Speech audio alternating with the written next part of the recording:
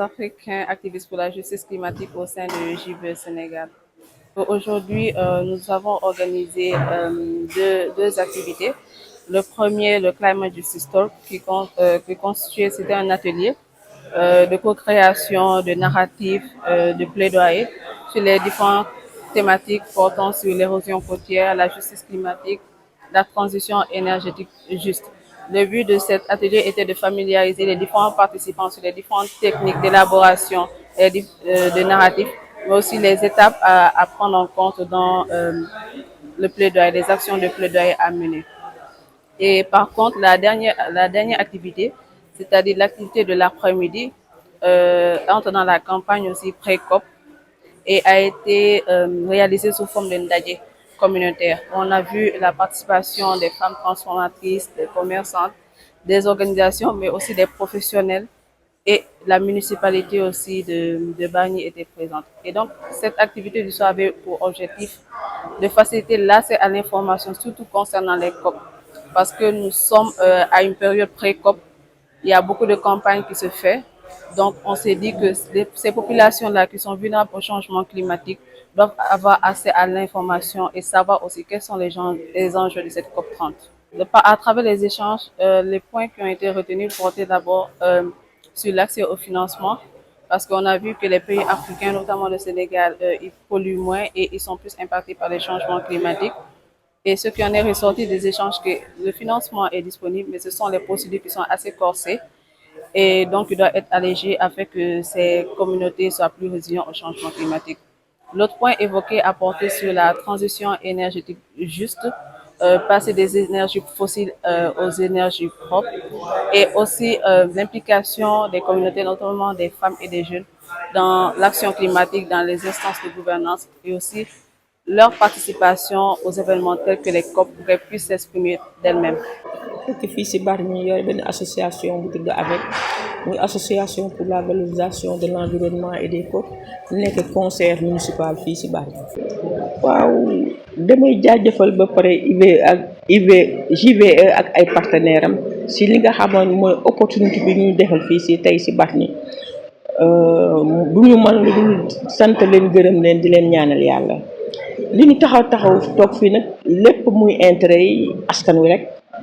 par rapport ak situation yi waa Bargny nekk parce que damay focaliser si Bargny gi ñu ko andi du hasard ndax ku si nekk xam na jafe-jafe yi nga xam ne moom la waa Bargny di dund ngoon waa JVE ak seeni partenaires bi ñu fi andee lu mel ni tey du ñu mën lu dul sant yàlla du ñu mën lu dul participer à 100% ndax tey jàngal nañu lu bari loo xamante ne par rapport ak fi ñu war a jëm muy COP 30 bi nga xam ne moom la ñu war a def Brésil suñuy yóbbante par rapport ak suñuy jafe-jafe ak suñuy yóbbante par rapport ak nan lañu mën a jàppale bu ñu dem sa COP ndax tam boo amee jafe-jafe ngay dund si ay jafe-jafe bëgg see dund ba màgget te amuloo benn solution ngoon bu ñu ne am na espace boo xamante ne nit ñi wax nañu faa mën a dem pour wax seen jafe-jafe par rapport ak seen situation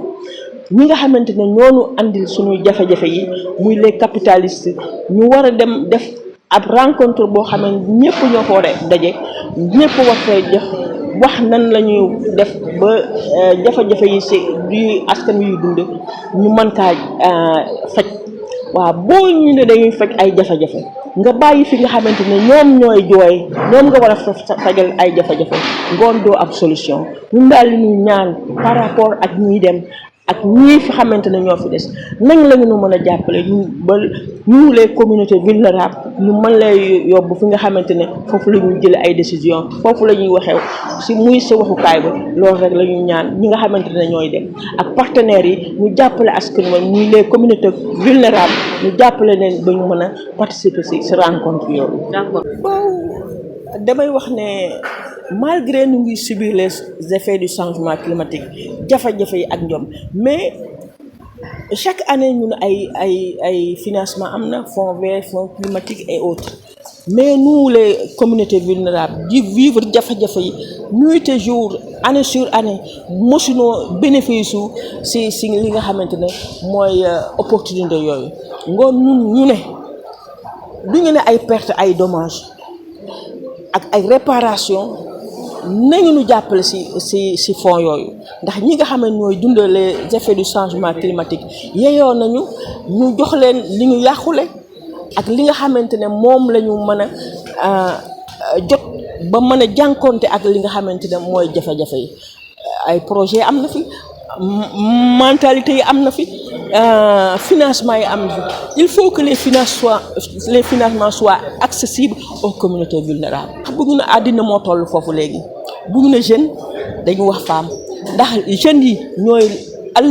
ëllëg femmes yi ñoom ñoo yore kër yi ñoo yore njaboot gi ñoo yore jàng école yi xale yi ak ñoom seen ngoon nag bu ñu ne jeune ak lii foofu rek lañ ko war a teg te foofu mooy buntu bi